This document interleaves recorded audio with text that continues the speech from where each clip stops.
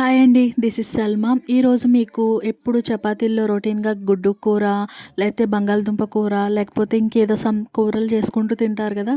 ఒక్కసారి pasta curry చేసుకొని తినండి చపాతీల్లోకి. చాలా యమ్మీగా ఉంటుంది. ఆ ప్రాసెస్ ఎలా చేయాలో చూపిస్తాను, వచ్చేయండి. పాస్తా కర్రీ అనుకుంటారా? కాదు. ఒకసారి ట్రై చేయండి. చాలా బావుంటుంది. ముందుగా గ్యాస్ ఆన్ చేసుకొని దానిపైన గిన్నె పెట్టుకొని దాంట్లో కొంచెం ఆయిల్ పోసుకొని ఒక పెద్ద సైజు ఉల్లిపాయను వేసుకొని బాగా ఫ్రై చేసుకోవాలి. తర్వాత 2 మీడియం సైజు టమాటాలను ముక్కలుగా చేసుకొని వాటిని కూడా వేసుకొని బాగా ఫ్రై చేసుకోవాలి. ఎప్పటి వరకు అంటే అందులోంచి పచ్చి వాసన పోయేంత వరకు కూడా ఫ్రై చేసుకోవాలి. దీంట్లో చెక్క, 4 లవంగాలు వేసి ఒకసారి మళ్ళీ ఫ్రై చేసుకోవాలి. అంటే పచ్చివాసన ఉల్లిపాయలు, టమాటాల్లో పచ్చివాసన అంతా పోయి మంచిగా ఫ్రై అయ్యేంత వరకు ఫ్రై చేసుకుంటూ ఉండాలి. ఇలా ఫ్రై చేసుకుని దీంట్లో జీడిపప్పు కూడా వేసుకోవాలి.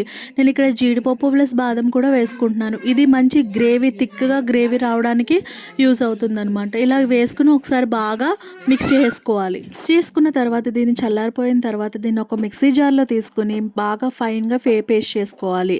అంటే వాటర్ యాడ్ చేసుకుంటూ ఫైన్‌గా పేస్ట్ చేసుకోవాలి. పేస్ట్ చేసుకున్న తర్వాత దాన్ని పక్కన పెట్టుకొని ఒక గిన్నె తీసుకుని గ్యాస్ ఆన్ చేసి గిన్నె తీసుకుని దాంట్లో వాటర్ పోసుకుని దాంట్లో ఉప్పు, నూనె వేసుకుని మనం ముందుగానే పాస్తాని ఉడకబెట్టుకుని పెట్టుకోవాలి. పాస్తాకు వచ్చేటప్పటికి ఇక్కడ నేను మ్యాక్రోనీ పాస్తా ఉంటుంది కదా, అది తీసుకున్నాను. ఈ పాస్తాని గోంగూర వేసి కూడా కర్రీ వండుతారు. నేను అది నెక్స్ట్ టైం చెప్తాను.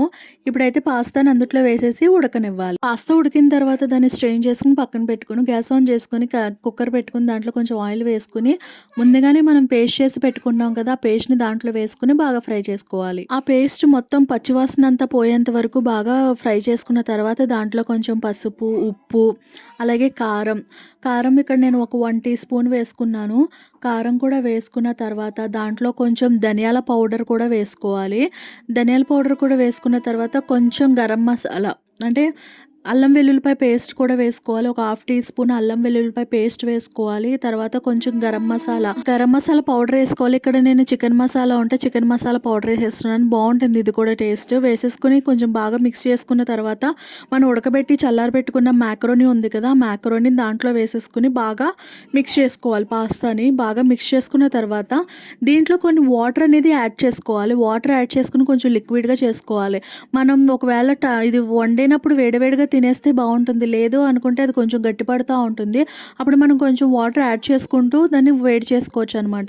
ఇప్పుడు ఈ స్టేజ్లో ఇది రెడీ అయిపోయింది. దీన్ని చపాతీతో సర్వ్ చేసుకుని తింటే చాలా బాగుంటుంది. ఈ వీడియో నచ్చితే లైక్ చేయండి, షేర్ చేయండి, సబ్స్క్రైబ్ చేయండి.